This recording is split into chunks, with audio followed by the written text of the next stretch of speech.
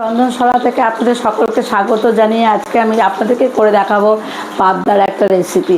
এই রেসিপি তৈরি করার জন্য পাবদা মাছ লাগবে, কালো জিরে, পাকা কাঁচা লঙ্কা, আর এর মধ্যে আগে থেকেই আমি সাদা তিল, পোস্ত অল্প, কাজু বাদাম 3-4 টুকরো, একটা কাঁচা লঙ্কা বেটে রেখেছি, আর লাগবে টক দই, আর লাগবে দুধ, লবণ, হলুদ। এই দিয়ে আপনাদেরকে আমি এই রেসিপিটা করে দেখাবো আমার মতো করে। তাহলে আসুন দেখাচ্ছি। আমি আগে থেকে পাবদা মাছ ভেজে রেখেছিলাম।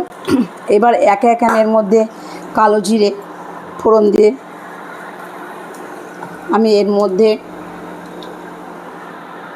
এগুলো দিয়ে দিচ্ছি।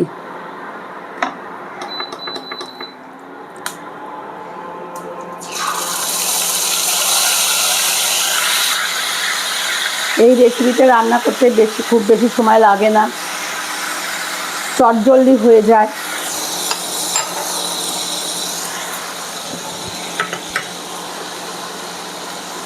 হলুদ অ্যাড করছি,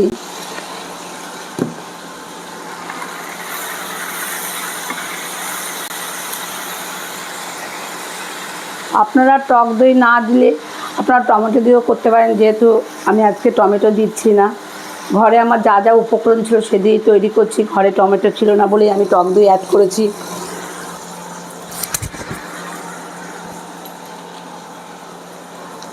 এরপর আমি মাছগুলোকে ঢেলে দিচ্ছি।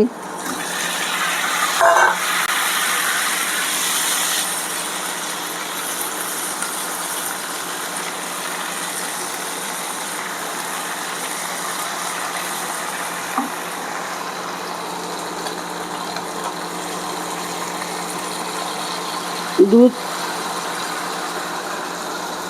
4 চামচের মতো দিয়েছি, আর টক দই 1.5 চামচ। এইগুলো দিয়ে আমি এগুলো করছি রেসিপিটা।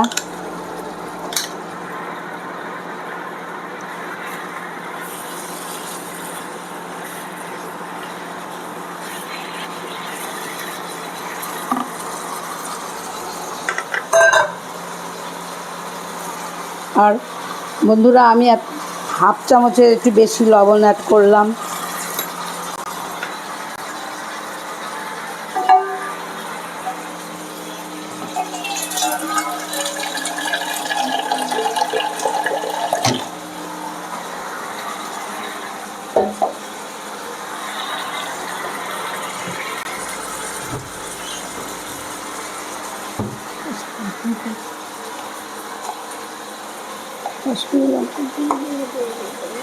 আমি এর মধ্যে কাশ্মীরি লঙ্কার গুঁড়ো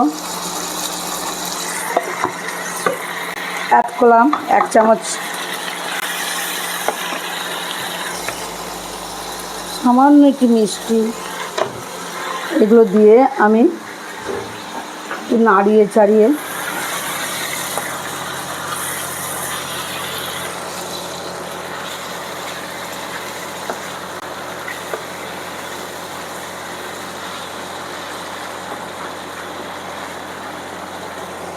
আমি জল ঢেলে দিলাম।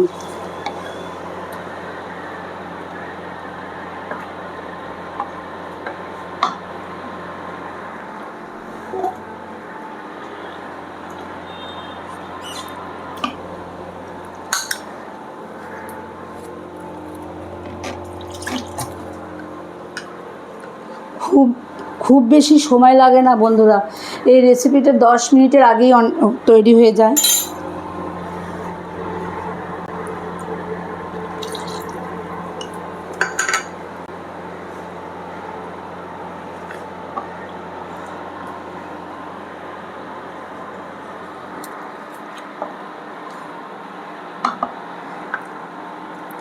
আপনারা এই রেসিপিটা অনেকেই নুন, হলুদ, কাঁচা লঙ্কা চিড়ে, কালো জিরে ফোড়ন দিয়েও করতে পারেন।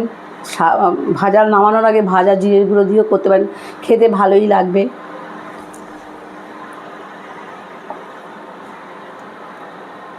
আমি একটু ফুটে গেলেই আমি 5 মিনিট পরে নামিয়ে দেব।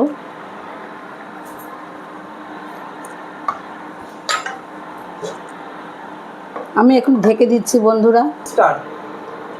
বন্ধুরা আমি 5 মিনিট পরে আবার ফিরে এলাম। ঢাকাটা সরিয়ে দিচ্ছি। নামানোর আগে আমি একটু সানরাইজ শাহি গরম মশলা ইউজ করছি। এটা দিলে পরে রান্নার স্বাদটা আরও বাড়বে। তাহলে দেখুন কত চটজলদি আমার এই রেসিপিটা তৈরি হয়ে গেল।